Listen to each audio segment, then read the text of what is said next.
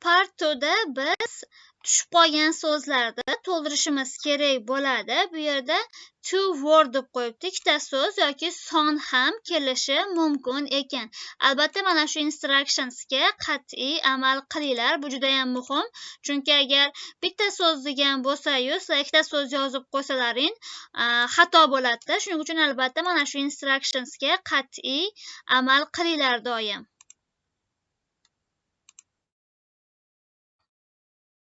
Xo'p, bir qator savollarni o'qib chiqamiz va mana shu so'z nima bo'lishi mumkin? Ma'no jihatdan, grammatik jihatdan o'ylab ko'ramiz. Demak, number of lounges deyapti. Biz son qo'yishimiz kerak ekan.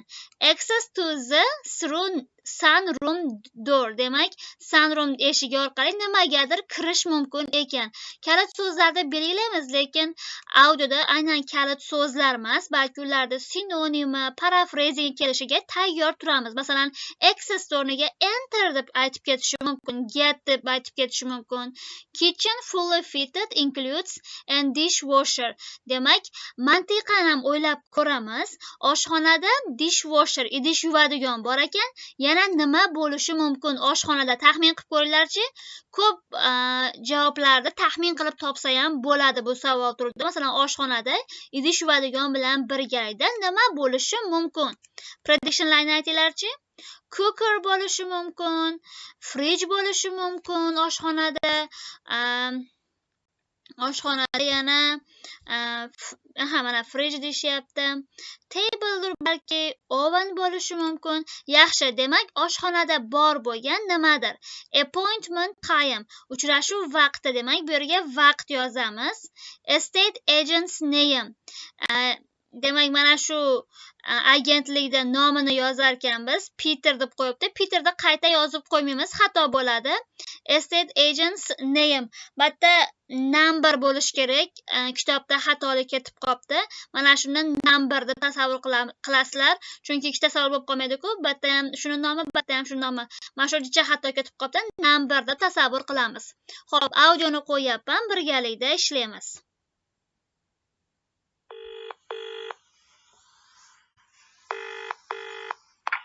Morgan's Estate Agents, how can I help you? Hello, I'm calling about a property that you have for sale in Churchill Road. Sorry, did you say Church Mill Road? No, Church Hill Road. CHURCHILL. Oh, right. We have two for sale in Churchill Road, a 3-bedroom property and a 2-bedroom one. Can you tell me which one you're calling about? It's the 3-bedroom one. Oh, yes. Would you like to arrange a viewing? Yes, but first of all, I'd like to check some details. Certainly. What would you like to know? Firstly, how many lounges has it got? There are 2. There's a small one at the front and a larger one at the back, leading to a sunroom. Demak, lounges o'qilar ekan. Lounges nechta ekan? Halimjonova Sitora Sabohat ikkita deyapti. Juda ham to'g'ri. Demak,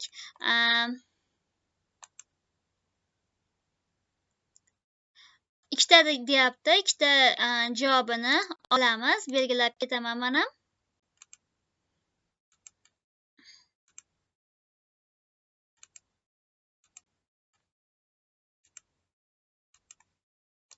Demak, 9 ga son deganda mana 2 javobi bo'lyapti.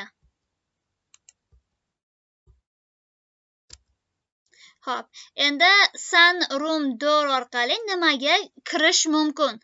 Taxmin qilib ko'ringlarchi, nimaga kirish mumkin? Bitta turar joy haqida gap ketyapti. Bitta sunroom, bitta quyoshli xonani eshigi bor ekan. Shu eshikdan nimaga yoki qayerga kirish mumkin? Taxmin qilib ko'ringlarchi.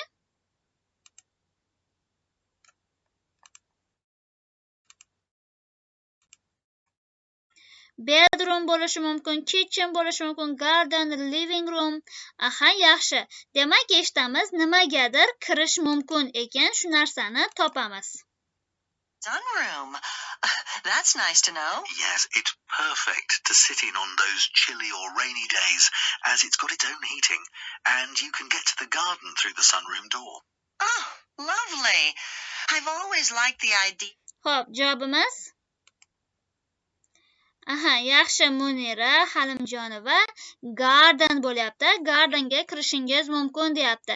Access o'rniga qaysi so'zni ishlatdi? Access o'rniga get deyapti. Juda ham yaxshi. Demak, har doim biz belgilab qo'ygan kalit so'zimiz kelishini kutmaymiz, chunki yuqori leveldagi o'quvchilarda ajratib olish uchun shu kalit so'zlar o'rniga boshqa sinonimlarini, parafrazinglarini qo'yib qo'yishadi. Mana shu narsaga tayyor turamiz. Agar biz kalit so'z keladi deb kutib tursak, aynan o'zi kelmaydi, biz javobda o'tkazib yuborishimiz mumkin bo'ladi. Javobimiz garden bo'ldi. Yaxshi. Endi oshxonada nima borligini topamiz. Of outdoor space with a lawn. I do a bit of gardening myself. What about the kitchen? It's fully fitted, so it includes a cooker and a dishwasher and all the other things you'd expect in a kitchen. Demak, oshxonada nima bor ekan?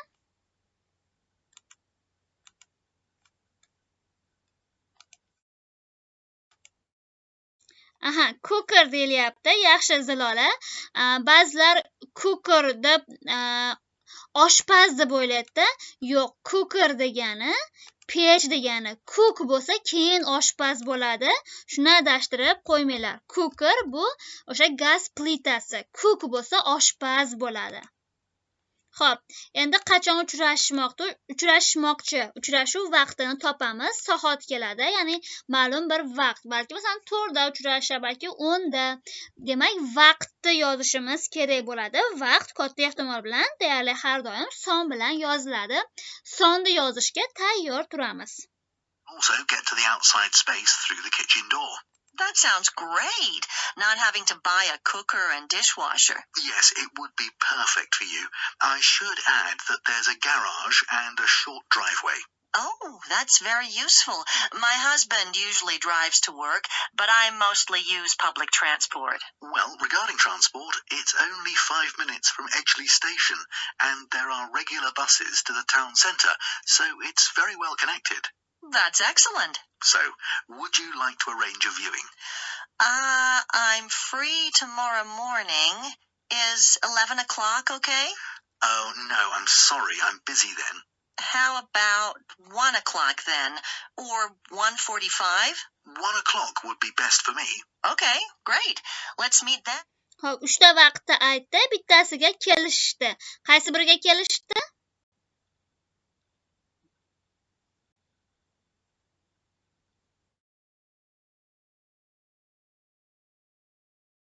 Aha, demak 11 da vaqtim bor deyapti. Yo'q, 11 ga ko'rishga bo'lamisa, meni vaqtim yo'q dedi. 11 atmen bo'ldi. 1 yoki 1:45 chi desa, 1 o'clock is best for me. Ya'ni 1 men uchun eng yaxshi vaqt deyapti. Shunchaki 1 da o'zini yozib qo'yaveramiz. Odatda oldiga o'clock deb yozilmaydi. Shunchaki o'sha soatda o'zi yoziladi xolosda. Shuning uchun o'sha 1 da o'zini yozinglar. O'zi o'sha yetarli bo'ladi. Hozir 1 o'clock dedi, lekin PM, AM aytilmadi. O'zi katta ehtimol bilan PM bo'ladi, chunki kechqurunga 1 da uchrashmaydi, lekin u vaqtda PM, AM da haqida aytilmagani uchun shunchaki 1 qilib qo'ysak bo'ldi. Odatda soat aytilganda oldiga o'clock deb yozilmaydi. Shunchaki o'zini yozib qo'yamiz, xolos. 1 da o'zini yozamiz.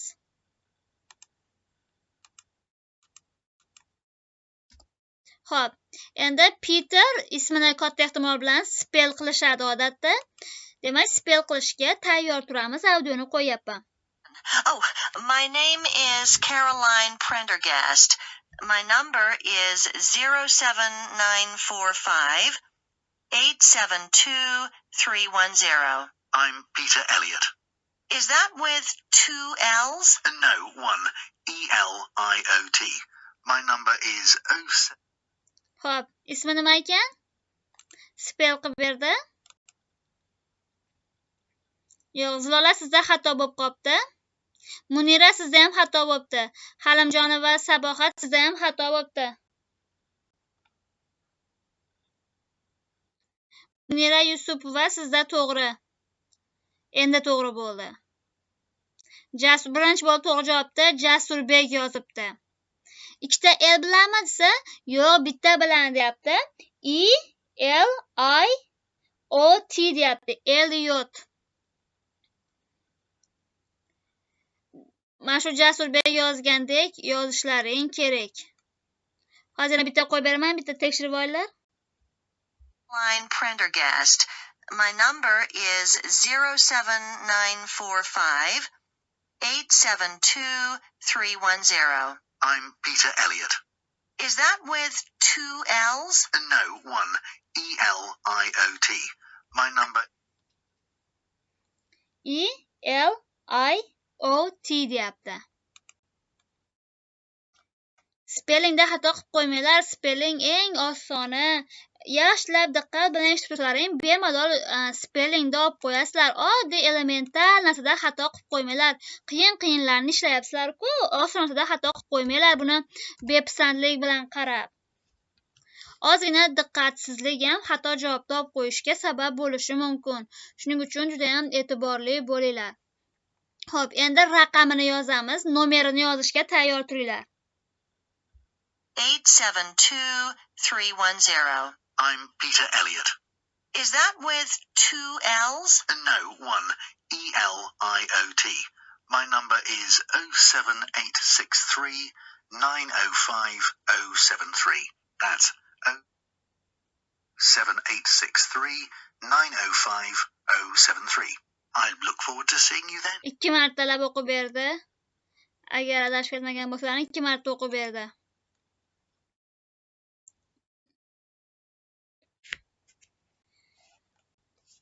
Xo'p, yana bir marta qo'yib beraman. Yaxshilab eshitinglarchi, xatolik bo'lyapti. Qayta qo'yapman.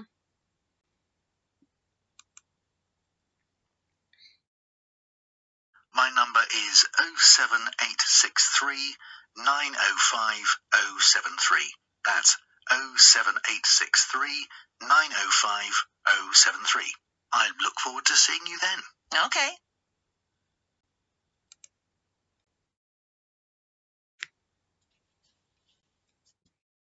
Tekshirlar, qayta aytyapman. 07863 905 073. 0 ni O deb ketishi ham mumkin. 0786 39 05 073. Sitora sizga to'g'ri. Shu jo'ranakadan tekshirib olinglar. Sitora to'g'ri yozibdi.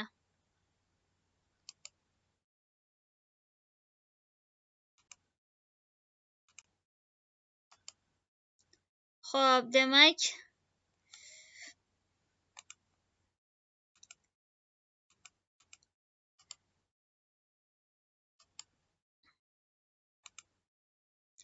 mana belgilab yozib qo'ydim. Bitta yana tekshirib olaylik. No, one. E-L-I-O-T. My number is 07863 905 073. That's... To'g'ri bo'ldi. 2 marta o'qib berdi. Adashib ketib qolmanglar 2 marta o'qib berganda. Xo'p, demak, bu savol turida javoblarni belgilashdan oldin diqqat bilan o'qib chiqamiz. Kalit so'zlarda belgilaymiz. Tushib qolgan so'zlar ma'no jihatdan, grammatik jihatdan, mantiqan nima bo'lishi mumkinligini o'ylab ko'ramiz. Kalit so'zlarda o'zimiz o'rniga boshqa so'zlar kelishi mumkinligiga ham tayyor turamiz. Spellinglarga hushyor bo'lamiz. Diqqat bilan eshitib javoblarni olamiz. Xo'p, demak, part 2 ni ham ishlab bo'ldik birgalikda. Endi keyingisiga o'tamiz.